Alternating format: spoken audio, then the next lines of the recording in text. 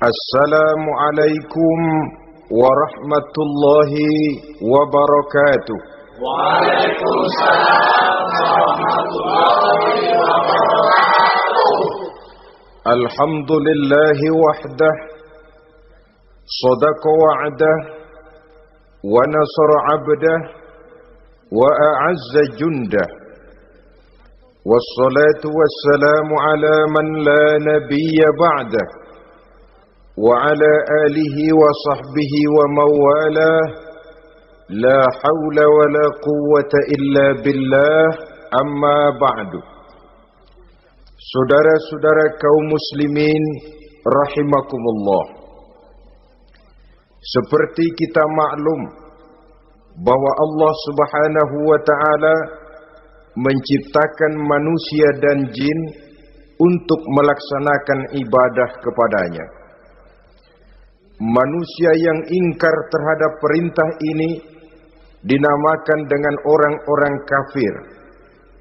Sedangkan jin yang mengingkari perintah ini dinamakan dengan setan atau syaitan dalam bahasa Qur'annya. Kemudian dalam perkembangannya, jin-jin yang kafir yang dinamakan setan ini bersekongkol dan menjadi bala tentaranya iblis untuk menggelincirkan manusia dengan berbagai macam cara dan jalan dari hal-hal yang diridhoi oleh Allah Subhanahu wa ta'ala. Adapun yang namanya iblis, pada hakikatnya cuma satu saja, yaitu yang ingkar kepada perintah Allah untuk sujud kepada Nabi Adam alaihi salam. Iblis inilah kemudian yang menjadi sesepuh, raja, biang atau dedengkotnya para setan. Seluruhnya akan tunduk kepada komando iblis, akan taat dan setia kepada perintah iblis untuk mencari teman yang sebanyak-banyaknya guna menemani mereka di neraka nanti. Maka mereka pun melakukan satu proklamasi yang bisa kita baca dalam surah Al-A'raf ayat 16 dan 17, di mana iblis dengan tegas menyatakan, qala fabima aghwaytani la aq'udanna lahum siratakal mustaqim. Wahai Allah, kata iblis, dari sebab engkau telah menghukum saya, dari sebab engkau telah mengusir saya dari surga, maka saya berjanji akan menipu, akan menggelincirkan mereka, Adam dan keturunannya, dari jalanmu yang lurus. Apa jalan yang lurus? Tidak lain Islam ini. Dengan segala cara dan jalan, iblis dan bala tentaranya akan berusaha menggelincirkan manusia dari jalan yang lurus. Caranya bagaimana?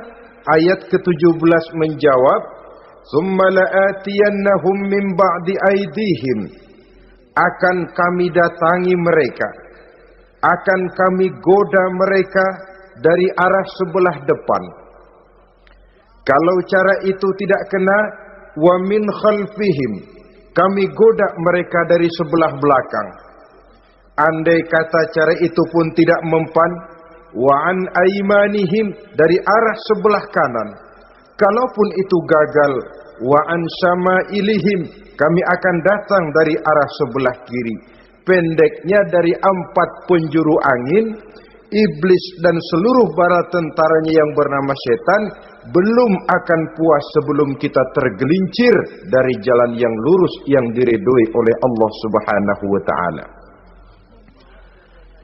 Sebagian ahli tafsir menjelaskan bahwa jika iblis menggoda dari arah depan, yang dimaksud dari depan ini adalah dunia. Sehingga manusia menjadikan dunia sebagai tujuan akhir dari seluruh kegiatan hidupnya. Ia pergi pagi, pulang sore, peras keringat, banting tulang, tidak ada yang dikejar kecuali dunia dan cuma untuk kepentingan dunia. Dunia yang membuat orang berpaling daripada akhirat. dunia yang membuat orang lupa kepada tujuan penciptaannya, maka dunia termasuk perangkap iblis. Apa isi dunia? Biasanya yang lazim itu 3 ta itu. Harta, tahta, wanita. Itu yang bikin orang jadi sibuk sampai lupa kepada tujuan penciptaannya. Untuk apa dia diciptakan oleh Allah. Ini wa'an min baini aidihim. Kami goda mereka dari arah depan dengan menyodorkan dunia dalam bentuk yang hijau ranau, dunia dalam bentuk yang manis sehingga mereka tenggelam di dalamnya lalu melupakan akhirat. Kalau cara itu juga tidak kena, wa min khalfihim, kami datang dari sebelah belakang. Kami lupakan mereka kepada akhirat. Itu mah urusan nanti bagaimana saja. Yang penting yang kita hadapi sekarang apa? Dunia. Akhirat kita belum tahu dan bahkan belum tentu ada. Yang sudah pasti saja kita garap. Melupakan akhirat. Wa an aimanihim, yang dimaksud dari arah sebelah kanan, iblis dan setan selalu menghalang-halangi manusia untuk berbuat kebaikan. Karena kanan adalah lambang kebajikan. Sedangkan an syama'ilihim, kiri adalah lambang kejahatan. Dicegahnya kita berbuat kebajikan dan dibisikannya kita untuk selalu melakukan kejahatan dan kemunkaran. Wala tajidu aktsarahum syakirin, dan akan kamu dapati sedikit sekali di antara manusia yang bersyukur atas nikmat yang telah engkau berikan kepada mereka. Ditanamkan rasa ingkar kepada nikmat. Jika kita tidak kufur iman, dibuatnya kufur nikmat. Mengeluh padahal hidup sudah serba cukup, merasa masih sangat kurang padahal orang lain sudah titik air liurnya melihat keadaan kita. Sedikit sekali di antara mereka yang pandai bersyukur kepada nikmat yang telah engkau berikan itu, ya Allah. Jadi untuk ingkar nikmat, bisikan selalu datang dari iblis. Coba lihat itu, temanmu yang tidak pernah sholat, rezekinya lancar, kamu berhenti saja sholat. Yang tidak pernah ke masjid, pangkatnya naik terus, udah berhenti aja ke masjid. Atau setidak-tidaknya mengeluh dalam hati, Tuhan kayaknya tidak adil, kenapa saya rajin sholat kok rezeki seret bener. Padahal pada dasarnya kalau kita mau berpikir dalam bentuk yang paling mendasar, Allah selalu memberikan yang terbaik untuk kita. Jika begini keadaan kita, inilah yang terbaik buat kita menurut pertimbangan Allah. Jika kita menuntut lebih lagi, mungkin dengan keadaan yang lebih itu kita bisa tergelincir. Dan Allah lebih tahu itu.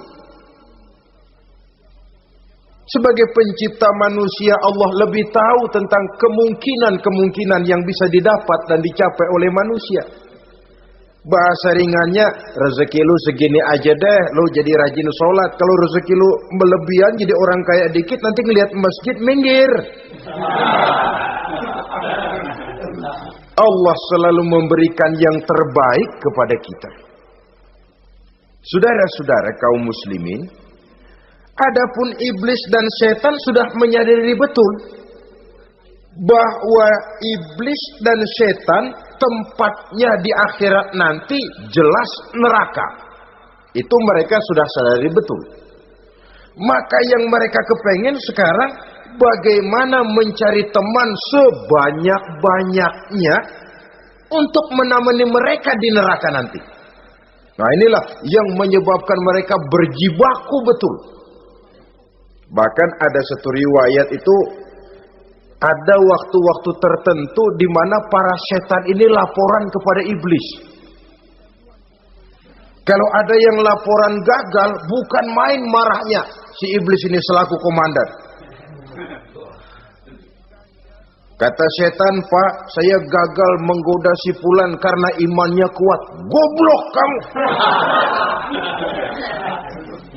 Dengan apa kamu goda dia? Dengan kedudukan. Dia tidak mau. tempuh dengan jalan lain, barangkali dengan harta. Kalau dengan harta tidak bisa, barangkali dengan wanita. Kalau dengan wanita tidak bisa, tempuh segala macam cara. Dan mereka yang laporannya enak, artinya berhasil menggoda banyak orang-orang beriman, itu konditenya naik. Bahkan mendapat semacam piagam penghargaan sebagai kadar militan daripada iblis. Nah, mereka berusaha dengan segala macam cara mengumpulkan teman sebanyak-banyaknya.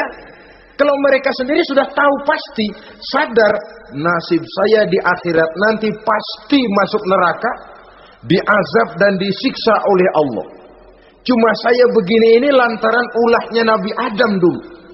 Maka anak-anak cucu Nabi Adam harus menjadi teman-teman saya sebanyak-banyaknya guna menemani saya di dalam neraka.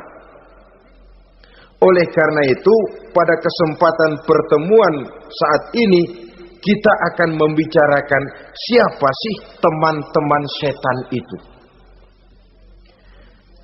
Diriwayatkan dari Wahab bin Munabbih bahwa pada satu hari iblis diperintahkan oleh Allah untuk datang kepada baginda Rasulullah sallallahu alaihi wasallam dan menjawab segala pertanyaan yang diajukan oleh baginda Nabi. Datang iblis dalam bentuk orang tua pakai tongkat. Jadi iblis itu bisa malih warna. Dia termasuk jenis makhluk halus toh. Seperti halnya jin dan malaikat, itu bisa malih warna sesuai dengan yang mereka kehendaki. Ketika datang, baginda Nabi bertanya, "Man anta?" Siapa kamu? Dia jawab, "Ana iblis." Saya iblis. Jujur. "Limadza ji'ta?" Mau apa kamu datang kemari? Kata baginda Nabi. Dijawab oleh iblis, "Innallaha amaroni an atika wa ujibaka an kulli ma sa'altani." Allah memerintahkan saya untuk datang kepadamu dan menjawab segala pertanyaan yang engkau ajukan kepada saya. Nah, atas pernyataan ini baginda Rasul kemudian bertanya dengan dua pertanyaan. Pertanyaan pertama, iblis, "Kam ikhwanuka min ummati?" Ada berapa sih teman-temanmu dari golongan umatku? Dari golongan umatku, umat Islam ini, bukan orang lain. Kalau orang kafir sih sudah jelas, itu memang CS-nya iblis. Tapi dari umatku, siapa saja yang jadi teman-teman kamu iblis? Menjadi antekmu, menjadi alatmu sejak dari dunia sampai ke neraka nanti. Atas pertanyaan ini iblis menjawab, "Teman-teman saya dari golongan umatmu ya Muhammad, asyarun, ada 10 orang. Ada 10 orang yang merupakan teman-teman iblis dari dunia sampai ke neraka." Siapa mereka? Pertama kata iblis, teman saya hakimun jair. Hakim yang curang. Hakim yang tidak adil. Ini bisa dimaklumi. Kenapa? Karena hakim diharapkan adalah produk keadilan. Sehingga orang mengatakan seorang hakim adalah seorang yang meletakkan sebelah kakinya di surga dan sebelah lagi di neraka. Kalau adil dia menghukum, kaki sebelah kanan yang akan menentukannya ke surga. Kalau licik dia menghukum, kaki sebelah kiri yang akan menjerumuskan dia ke dalam neraka. Saudara-saudara kaum muslimin rahimakumullah. Sesungguhnya dalam kehidupan, Kurangnya sandang pangan bukan satunya-satunya sebab yang membuat orang menderita. Tidak teraturnya perumahan, kurangnya lapangan kerja bukan satu-satunya yang menyebabkan rakyat menderita. Tapi lukanya rasa keadilan. Tidak tegaknya hukum sebagaimana yang diharapkan. Itu juga bisa menjadi sumber nestapa, bisa menjadi asal dari segala derita. Oleh karena itu, hakim yang tidak adil, hakim yang curang, yang menghukum tidak berdasarkan hukum, tapi berdasarkan kepentingan, berdasarkan pesan sponsor, hukum bisa dibeli, ada istilah mafia peradilan. Hakim-hakim macam ini yang akan menjadi teman-teman iblis. Dan tiap kali palu akan diketuk, iblis sudah bukan main sibuknya. Kekuasaan di tanganmu, hijau katamu, hijau yang akan berlaku, merah kau ketok, merah yang akan jadi keputusan. Orang lain tidak tahu ini kesempatan untuk jadi kaya, ini kesempatan untuk naik pangkat. Manipulir hukum tidak ada yang tahu karena orang banyak yang awam dengan hukum. Saudara-saudara kaum muslimin, kalau hukum sudah bisa dibeli, atau kalau hukum cuma untuk orang-orang kecil saja, ada kelompok-kelompok yang kebal hukum, maka akan timbullah kiamat di masyarakat, di mana yang kuat makin kuat, yang lemah selalu menjadi mangsa. Oleh karenanya, hakim yang serong, hakim yang durjana merupakan teman-teman setan, merupakan teman-teman iblis dari dunia sampai ke neraka nanti. Ini yang pertama. Oleh karenanya, pada dasarnya setiap kita adalah hakim untuk keluarga, dalam pergaulan. Hendaklah adil di dalam memutuskan segala sesuatu. Lebih-lebih hakim yang memang menjadi pengayom masyarakat. Bukankah lambang para hakim digambarkan dalam bentuk neraca yang berimbang? Tidak berat ke kiri, tidak juga berat ke kanan. Dalam arti objektif memberikan keputusan sesuai dengan hukum, sehingga masyarakat terlindungi. Dan hakim yang adil secara praktis adalah musuh daripada setan.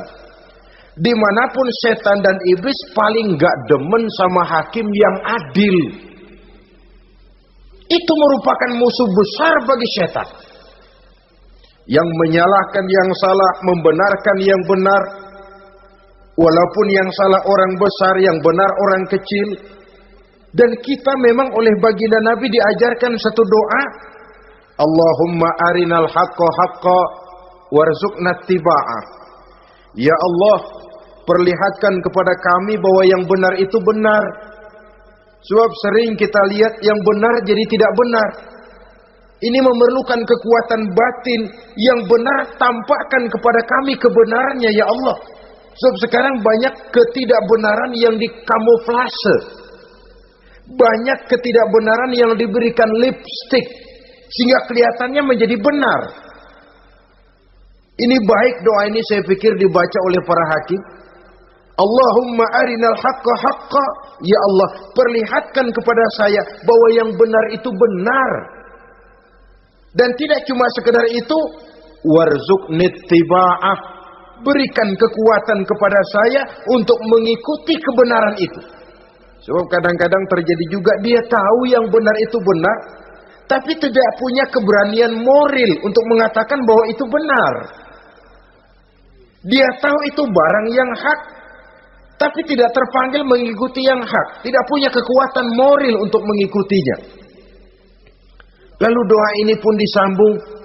Wa arinal batila batilan warzuqna ijtinaba. Wahai Allah, perlihatkan kepada kami bahwa yang batil adalah batil, bahwa yang salah adalah salah, bahwa yang munkar adalah munkar.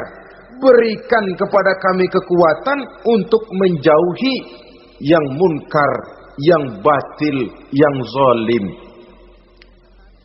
Saudara-saudara kaum muslimin rahimakumullah. Kita sering mencaci kaum pelacur sebagai sampah masyarakat. Tapi sadarkah kita bahwa pelacuran di bidang hukum, pelacuran di bidang intelektual, kadang-kadang pelacuran di bidang agama, dalam arti menjual ayat untuk membela yang salah dan menekan yang benar, ini juga tidak kalah bahayanya dengan prostitusi, pelacur-pelacur yang kita anggap sebagai sampah daripada kehidupan masyarakat itu. Oleh karenanya, maka hakim yang adil merupakan musuh utama daripada iblis dan setan. Mereka akan sibuk sekali kalau seorang hakim sudah berketetapan untuk melahirkan keputusan hukum yang seadil-adilnya. Ini yang pertama, teman setan adalah hakim yang nyeleweng, yang tidak adil. Yang kedua, teman saya, kata iblis, ghaniyun mutakabbir, orang kaya yang sombong. Orang kaya sombong itu teman setan. Orang miskin sombong itu lebih teman lagi tuh. Sebab ini sudah kelewatan. Kalau orang kaya sombong barangkali masih lumayan lah, memang kaya.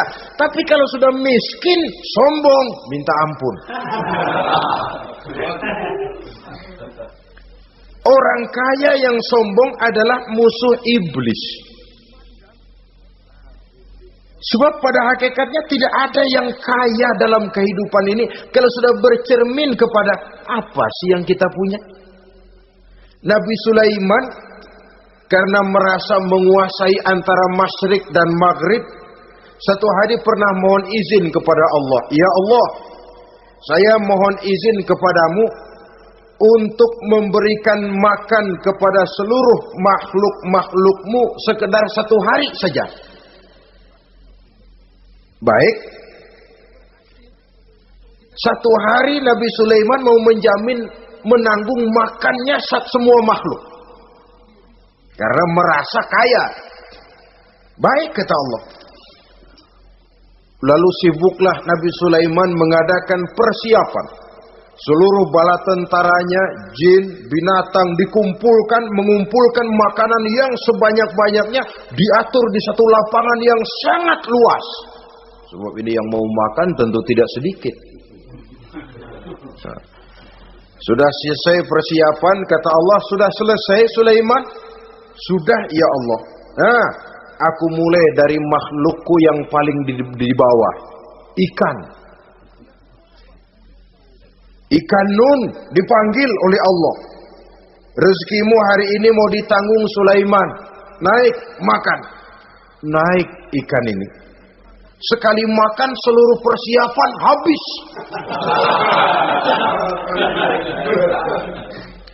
Goleng kepala Nabi Sulaiman, beliau sadar lalu sujud, maha kaya engkau ya Allah.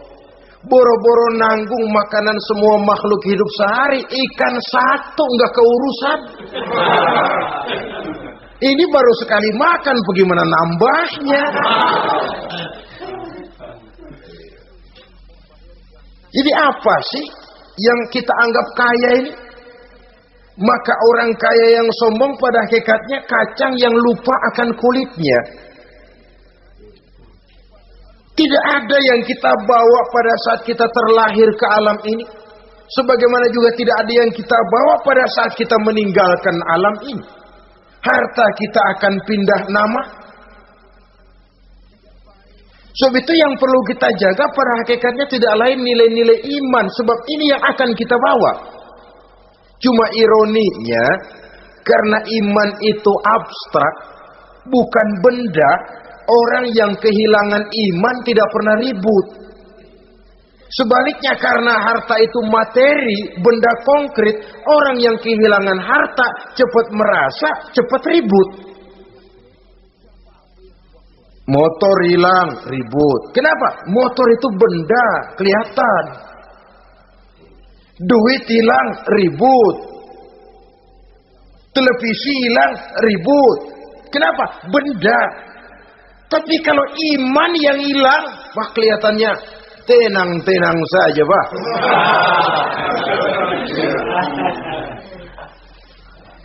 Padahal ini usaha iblis, bagaimana orang kehilangan iman, menjadi kafir, masuk grup dia untuk menemani dia di dalam neraka nanti. Dia gelincirkan iman kita, dan kita sering tanpa terasa telah mengalami pergeseran nilai-nilai iman, kalau tidak tergusur sama sekali. Cuma saya katakan tadi, oleh karena iman ini bukan benda, orang yang kehilangan iman kurang begitu merasa, padahal ini yang paling berharga. Sebab ini yang akan kita bawa menghadap Allah. Orang itu kalau sudah yakhruju minad dunya bighairi iman, keluar dari dunia, meninggalkan dunia dan seluruh isinya, kembali menghadap Allah dengan tidak membawa iman, tempatnya jelas sudah. Itu yang paling kita khawatir. Pangkat jelas tidak kita bawa, harta benda akan pindah nama jadi milik ahli waris kita. Tiba-tiba iman yang cuma satu itu tempat kita bergantung, hilang juga dari diri kita. Dengan apa kita mau menghadap Allah? Dan kemalangan apa yang lebih besar dari orang-orang yang telah kehilangan iman pada saat dia menghadap Allah Subhanahu wa ta'ala. Karena itu saudara-saudara, terutama yang diberikan amanah berupa harta oleh Allah dalam kehidupan ini, bersyukurlah kalau saudara diberikan kepercayaan oleh Allah untuk menyalurkan rezeki kepada orang lain. Seperti keran yang nyimpen air tapi tidak untuk dirinya, disalurkan kepada yang memerlukannya. Rezeki dia cuma lewat tangan saya. Rezeki dia cuma lewat tangan saya. Berbahagialah orang kalau dipercayai Allah untuk menyalurkan rezeki kepada orang lain. Artinya agen. Wong ditunjuk jadi agen Allah, kok nggak bangga? Kalau sudah kemari cara berpikir, insya Allah rasa bakhil bin pelit alias medit bin koret.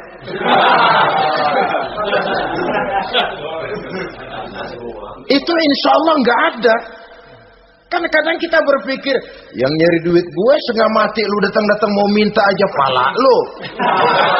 Kan itu toh kadang-kadang cara kita berpikir. Ya boleh jadi lalu terasa berat. Tapi kalau kembali kepada kesadaran, barangkali alhamdulillah rezeki dia cuma lewat tangan saya. Kalau saya nggak ngasih dia, barangkali nggak semudah ini saya dapat rezeki. Allah mudahkan rezeki saya karena saya sering membantu orang-orang yang memang memerlukannya. Andai kata saya nggak membantu mereka, belum tentu rezeki selancar ini.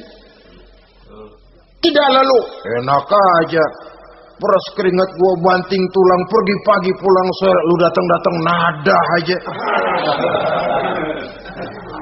Berbahagialah orang jikalau sekali lagi dia dijadikan agen oleh Allah untuk menyalurkan rezeki kepada mereka yang memang memerlukannya. Kalau tidak ke arah itu kita berpikir, yang timbul bakhil. Bakhil lalu bermegah-megah dengan hartanya, timbul kesombongan. Senang lihat orang susah, lalu dia sendiri dengan hartanya cuma to show only, pameran. Lewat di kampung senang kalau orang melotot lihat mobilnya yang serba mengkilap, sepatunya yang serba mahal. Senang kalau wah, semua gaya hidupnya serba jet set, wah, wah, wah. Senang betul kalau melihat orang sudah serba bengong lihat keadaan dia. Timbul takaburnya, sombongnya, ngenyek kepada yang lain. Maka orang kaya yang sombong, teman iblis, teman setan. Setan senang betul. Sebaliknya secara praktis, orang kaya yang rendah hati adalah musuh iblis. Saudara-saudara kaum muslimin rahimakumullah.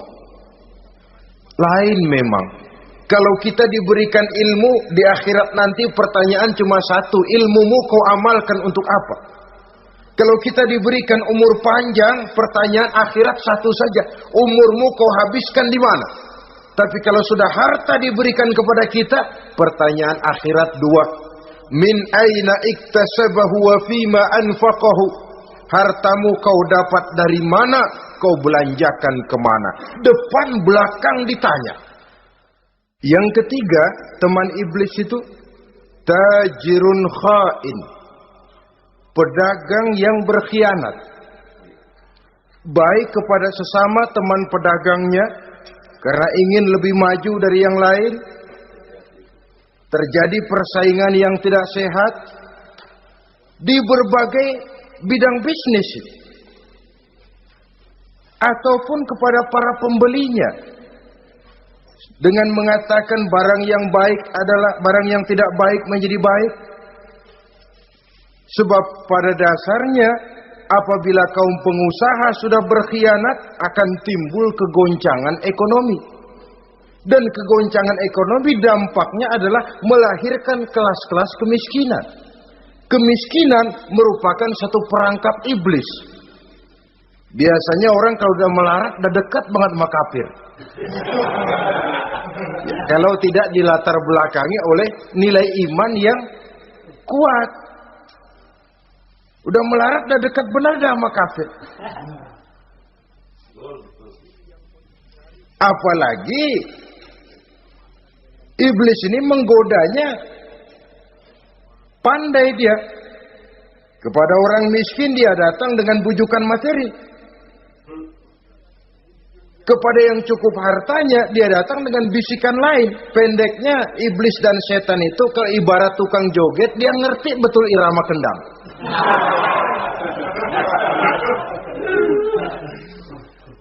Di mana kelemahan orang itu dia selidiki, dia pelajari, dari arah situ dia masuk. Dan secara strategi perang, iblis dan setan ini posisinya memang lebih menguntungkan daripada kita. Kenapa? Dia melihat kita mah nggak lihat dia.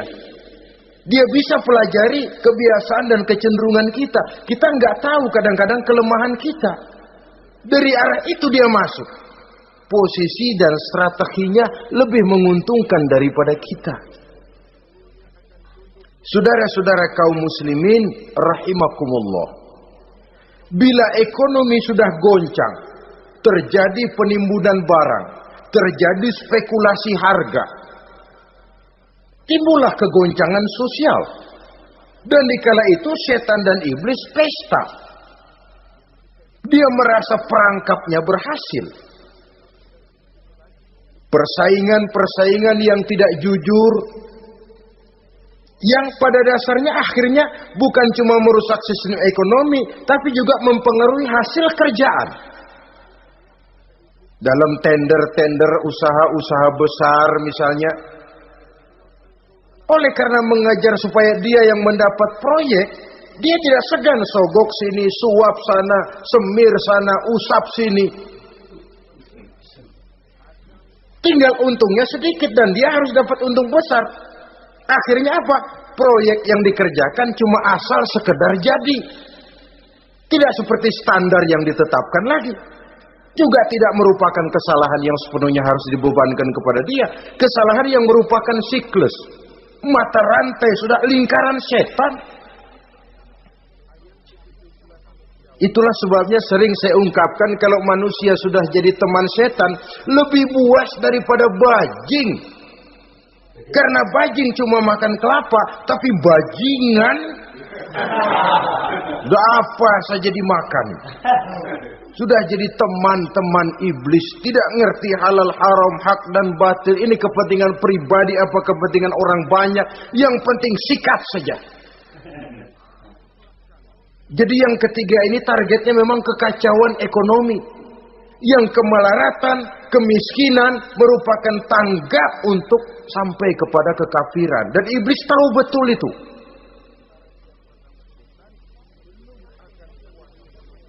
Lain misalnya contoh yang diberikan oleh Rasul. Rasul kan pernah dagang di kala remaja itu. Membawa dagangannya Siti Khadijah. Kain. Beliau dagang kain. Berapa kain ini? Oh, kalau ini saya ambil dari Ibu Khadijah 25 rupiah. Saudara mau beli saya berapa terserah, asal saya ada untungnya. Dan kalau modalnya 25, betul-betul beliau bilang 25. Jujur. Kita kan enggak, udah bohong campur sumpah lagi.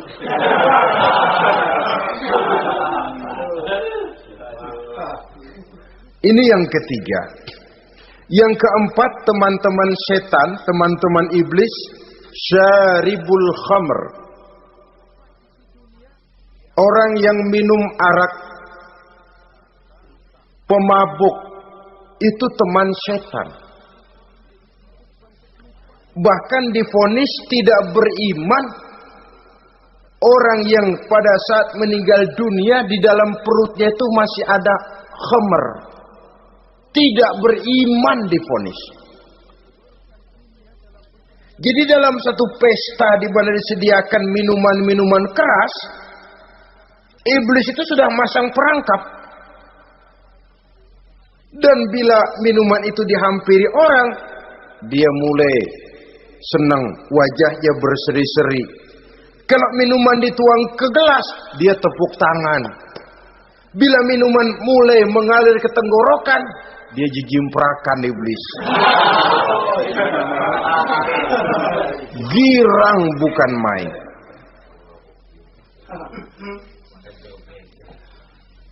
Saudara-saudara kaum muslimin rahimakumullah. Kenapa pemabuk merupakan teman setan? Karena dalam keadaan mabuk, orang kehilangan daya kontrol. Perbuatannya nyaris tidak terkontrol lagi. Tidak ada rahasia, tidak ada harga diri, tidak ada sifat memelihara, dan itu ciri-ciri daripada iblis. Syaribul khamr, orang yang suka meminum minuman keras. Itulah sebabnya memang dalam hidup ini kita harus punya filter. Allah selalu menghendaki yang terbaik dan memilihkan yang terbaik untuk kita. Kalau sudah itu minuman yang baik, kata Allah, itulah memang yang baik untuk kita. Kalau itu dilarang oleh Allah, itulah memang yang tidak baik untuk kita. Jadi kalau sudah qat'i dalilnya, gak usah buang energi menyelidiki apa manfaatnya. Kalau sudah qat'i dilarang, gak usah buang energi menyelidiki apa bahayanya khamr. Allah tidak akan melarang sesuatu yang mengandung manfaat. Yang dilarang Allah tentu yang membawa mudarat dan bahaya di dalam kehidupan. Bukankah sekarang ini minuman keras sudah merupakan penghias pesta? Merupakan kebanggaan di kalangan remaja? Termasuk dalam kata khamr ini ya morfin, ganja, narkotik, dan yang sejenis dengan itu. Orang sudah merasa bangga kalau sudah fly to the sky. Membumbung ke angkasa, katanya dunia ini luas, lupa segala macam persoalan. Tapi sampai kapan? Sampai kapan orang merasa membumbung? Sampai kapan orang merasa bisa meninggalkan segala persoalan? Sampai mabuknya selesai? Ya kalau gitu mabuk aja terus. Lalu apa artinya kehidupan ini? Mabuk kan gak ngerugiin orang lain. Kalau saya nyolong kan ngerugiin orang lain. Kalau saya korupsi ngerugiin orang lain. Kalau saya zina jelas ada orang lain yang dirugikan. Tapi minum khamar, siapa yang rugi? Uang-uang saya. Saya beli dengan uang saya, yang minum pun saya. Siapa yang rugi? Saudara, ini pemikiran sepihak namanya. Pertama jelas merugikan diri sendiri. Kesehatan terganggu, pertumbuhan IQ, ya, daya pikir jadi jumud bin beku. Tidak ada idealisme ke arah depan. Yang ada ya, yang dipikirkan ya, yang di depan hidungnya saja. Dan konon itu pada mulanya memang orang kan sifatnya cuma ingin tahu. Nyobain ketagihan. Ya kalau orang tuanya masuk golongan have, mampu. Ya, kalau orang tuanya termasuk ekonomi lemah, sedangkan kecanduan hal yang tidak bisa ditangguhkan. Orang yang sudah kecanduan minuman keras, Sekali dia tidak minum, sudah bukan main rasanya.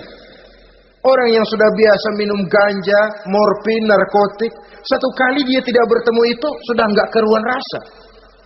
Orang tuanya tidak mampu, kenapa lalu nggak ngelamun yang negatif? Ya kalau dia keluarga have, orang tuanya masih ngelarang, dia bisa jual hal lain di rumahnya yang ada harganya. Tip deka itu, video kah itu, mobil kah digade dulu. Kalau di kampung, anak-anak muda yang menengah ke bawah, kenapa nggak ayam orang disamber?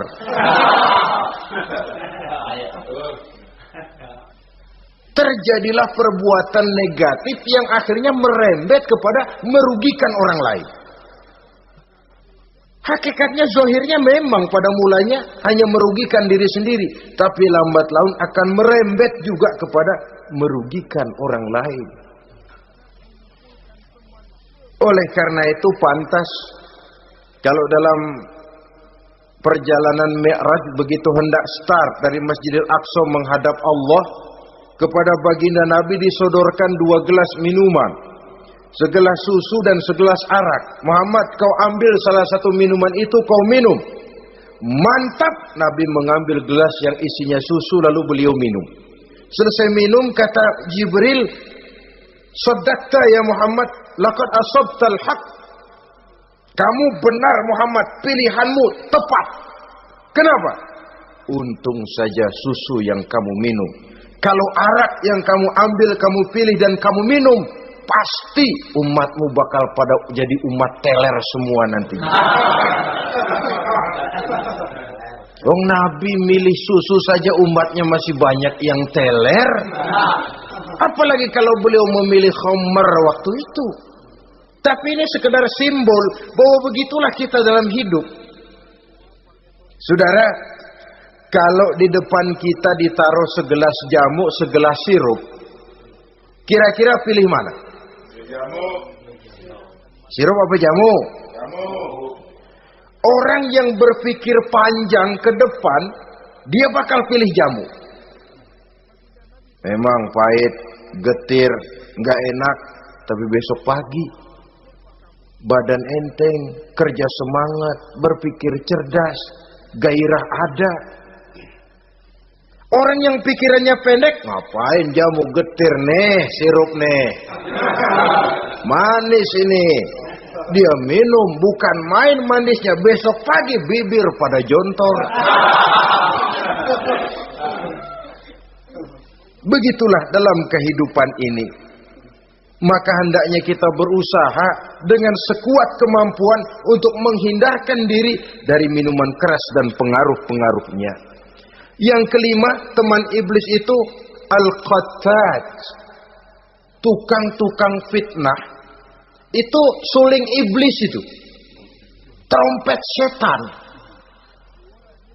Sebab apa? Benar kalau Quran Nabi mengatakan al-fitnatu asyaddu minal qatli. Fitnah lebih bahaya dari pembunuhan. Sebab apa? Pembunuhan membunuh orang secara langsung. Fitnah membunuh orang pelan-pelan. Kalau mati mendingan cepat daripada pelan-pelan. Pelan-pelan mati, cepat mati enakan cepat, nggak ngerasain sakit. Fitnah membunuh orang pelan-pelan. Nama baik orang hancur, dicoreng-moreng di tengah masyarakat. Maka tukang-tukang fitnah, teman-teman setan dari dunia sampai ke neraka nanti.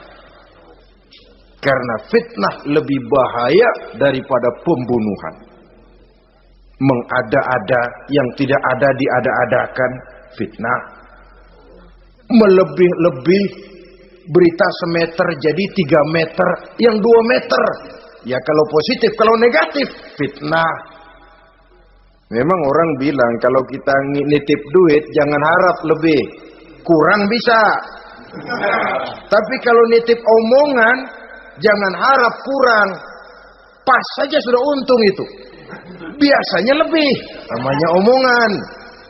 1 meter jadi 2 meter, 2 meter jadi 3 meter. Itu sifat dari yang namanya omongan. Kita kirim uang, udah gak bakalan lebih dah. Ini nitip uang sama saya 50.000, tambahin 10.000, langka yang berpikir begitu. Kurang malah bisa. Enak aja nitip, gua kan kemarin pakai ongkos. Hitung transport misalnya. Tapi kalau sudah nitip omongan, pas saja sudah untung loh. Biasanya malah lebih. Fitnah pernah melanda Nabi Zakaria. Fitnah pernah melanda Habil dan Qabil. Fitnah pernah melanda Nabi Ibrahim. Fitnah bahkan pernah melanda kehidupan baginda Rasulullah sallallahu alaihi wasallam. Dalam peristiwa yang lazim kita kenal dengan hadisul ifki, bagaimana gosip pun sempat mengguncang rumah tangga kehidupan baginda Nabi. Sehingga pantas kalau beliau sendiri mengatakan al-fitnatu asyaddu minal qatl. Fitnah itu lebih bahaya daripada pembunuhan, karena fitnah membunuh orang secara pelan-pelan. Saudara-saudara kaum muslimin rahimakumullah. Lidah tidak bertulang. Shaghirul jirmi azimul jurmi. Kecil bentuknya tapi besar akibatnya. Kalau kita luka karena silet 2-3 hari boleh sembuh. Tapi luka karena lidah seumur hidup kita ingat. Asal lihat orangnya ingat nih, dia nih yang ngomong kagak enak bang adik, gua tandain dah.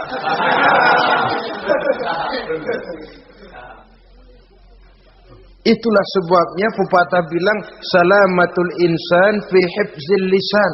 Orang akan selamat jikalau dia pandai menjaga lidahnya. Saudara-saudara kaum muslimin, yang keenam, teman setan sahibur riya. Orang yang riya, beramal cuma to show only, supaya ingin dipuji orang, ingin dilihat orang, riya namanya. Tidak ada ikhlas. Sebab kata Imam Ghazali, an-nasu kulluhum niyamun illal alimun, wal alimuna an-nasu kulluhum mauta illal alimun, wal alimuna niyamun illal amilun, wal amiluna mughtarruna ilal mukhlisun. Manusia itu pada hakikatnya mati kecuali orang alim. Orang alim sekalipun hidup hakikatnya adalah tidur, kecuali orang yang mengamalkan ilmunya. Dan orang yang mengamalkan ilmunya banyak yang tertipu, kecuali orang yang ikhlas. Tepat ini fatwa Imam Ghazali. Manusia hakikatnya tidur, kecuali orang yang alim.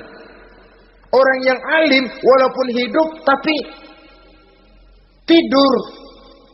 Hidup tidur, ya nggak bisa berbuat banyak, kecuali orang yang mengamalkan ilmunya.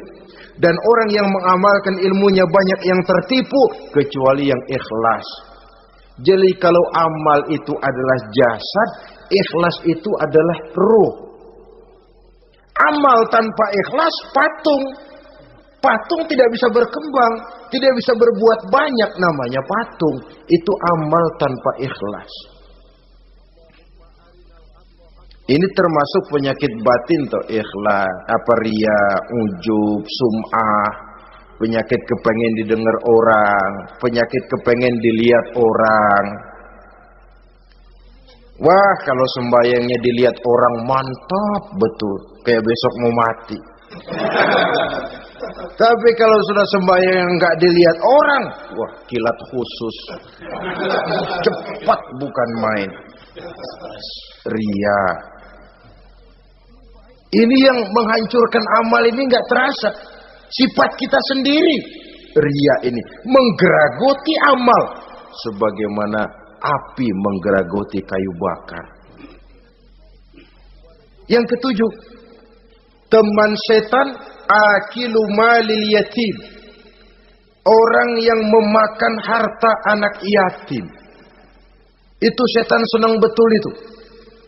Dia bisikkan, kau kan ngurus anak yatim.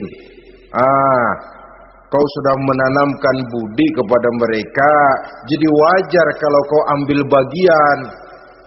Mula-mula memang dalam batas yang wajar, makin lama malah berebut sama yatimnya. Makin kesonoin, yatimnya malah nggak keduman, panitianya yang kenyang. Akilu malil yatim, orang yang memakan harta anak yatim secara zalim, ini merupakan teman setan. Sebaliknya, orang yang melindungi anak yatim, kata Nabi, seperti dua jari ini dengan aku di akhirat nanti. Dekat derajatnya dengan Rasul. Yang kedelapan, teman setan al-mutahawinu bis shalah. Orang yang nganggap enteng sholat, ngenteng-ngentengin sholat. Nanti aja dah, kalau udah tua-tuaan, sembayang mah gampang, saban sari ada. Kalau ini nih tinju jarang-jarang. Al-mutahawin, ngenteng-ngentengin. Pada dasarnya agama itu mudah. Jangan dipersulit, tapi juga jangan dipermudah. Agama itu tidak berat. Jangan diberat-beratin, tapi juga jangan dienteng-entengin. So yang enteng kalau kita entengin, akhirnya menganggap remeh. Mulanya memang sedikit, makin lama makin banyak, makin lama makin banyak, makin bertumpuk. Apalagi kalau sadar kita sholat adalah tiang daripada agama. Bagaimana rumah akan tegak tanpa tiang yang kuat? Bagaimana agama akan tegak dalam diri seseorang kalau sholatnya dia enteng-entengi? Jangankan yang sunnah, yang wajib saja. Kadang-kadang tutup lubang gali lubang. Padahal itu merupakan tiang pokok. Rumah itu untuk kuat harus ada tiang-tiang tambahan. Tiang tambahan ini ya nawafil, ya rawatib, sholat-sholat sunnah itu. Itu untuk menjaga stabilitas temperatur batin kita kepada Allah. Al-mutahawinu bis shalah. Jadi kalau sudah masuk waktu, beduk misalnya berbunyi, azan berkumandang, iblis mulai menyebar bala tentaranya. Pasukan, siap.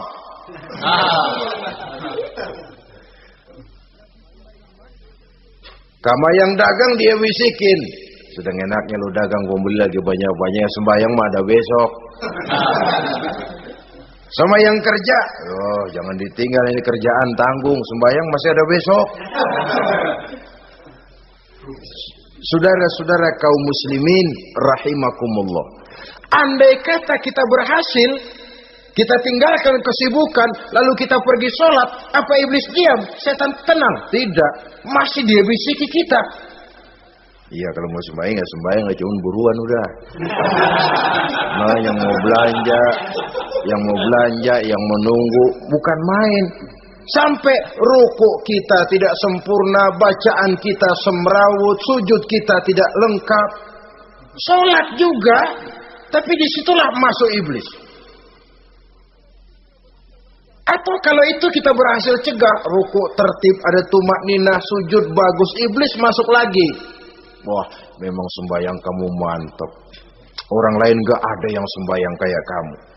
Yang timbul apa? Ujub. Sombong kepada diri sendiri.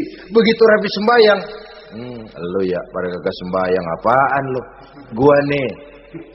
Itu sudah perangkap iblis. Jadi lewat segala macam cara dan jalan, kepada yang ibadahnya bagus ditanamkan rasa ujub. Kepada yang mau berusaha bagus ditanamkan sifat was-was, buru-buru. Saudara-saudara kaum muslimin, ini yang ke-8.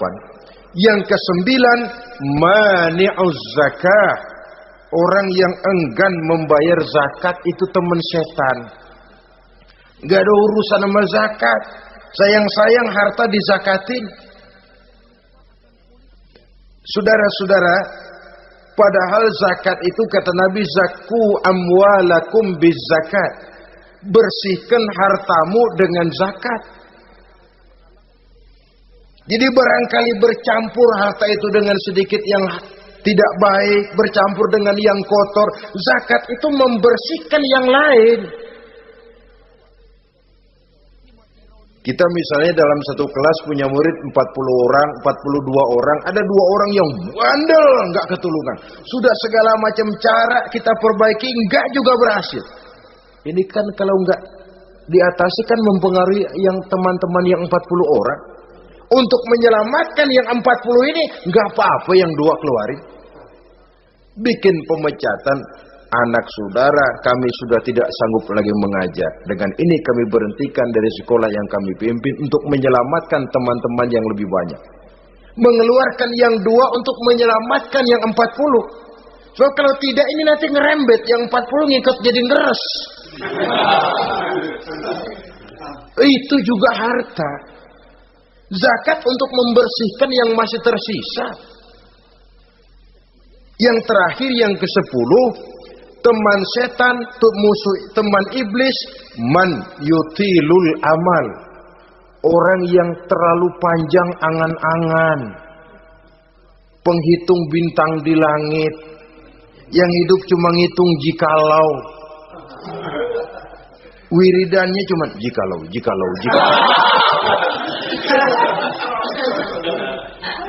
Tidak pernah mau berbuat, cuma angan-angan kelewat panjang. Yang ngelamun kan nggak ada sekolahan, ya siapa juga bisa ngelamun. Orang bukan tidak boleh bercita-cita, bahkan cita-cita yang mendorong kita untuk bergairah dalam kehidupan.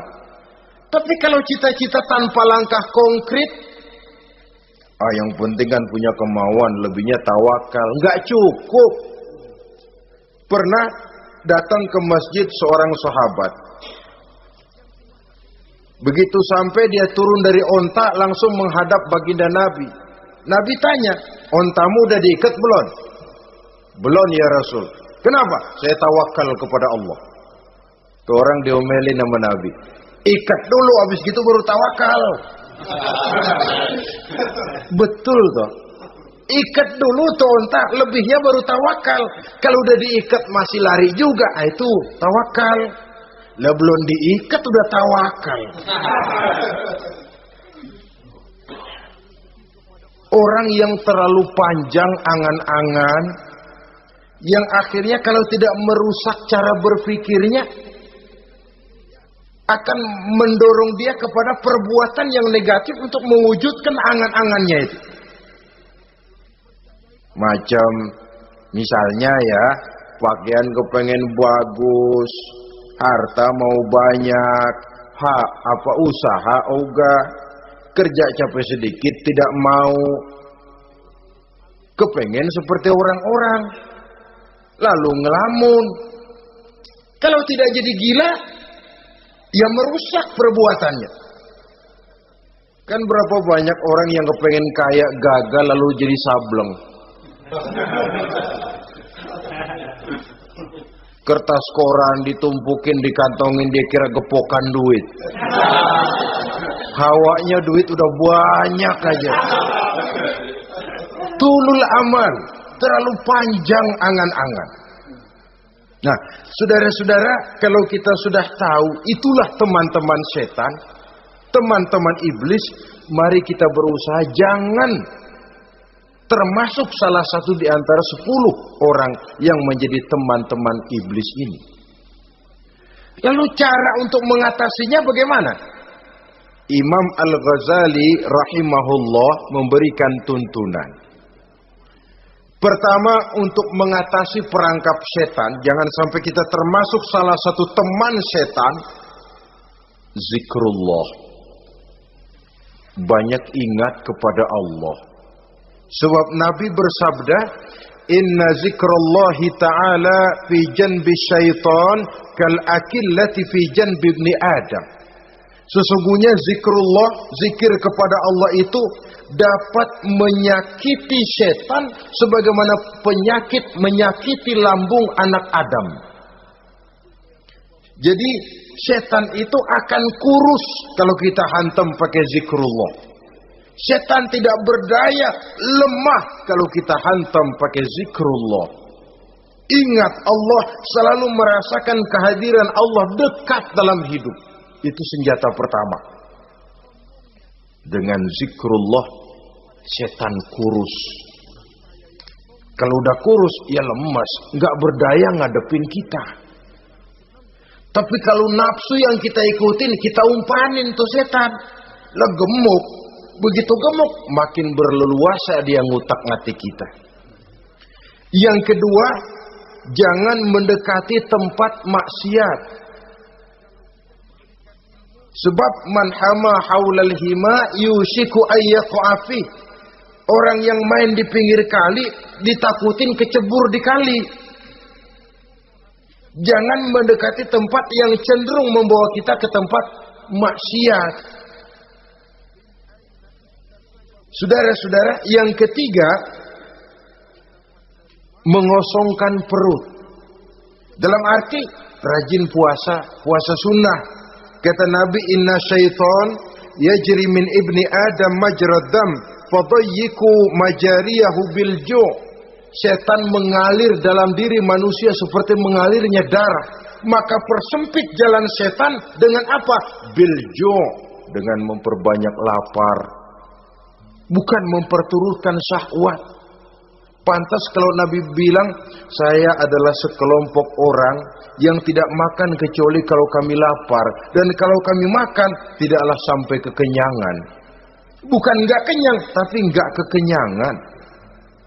Yang terakhir kata Imam Ghazali, hendaknya kita selalu ingat bahwa tujuan iblis dan setan adalah menjerumuskan manusia, menyengsarakan manusia, supaya kita menjadi teman mereka di neraka nanti.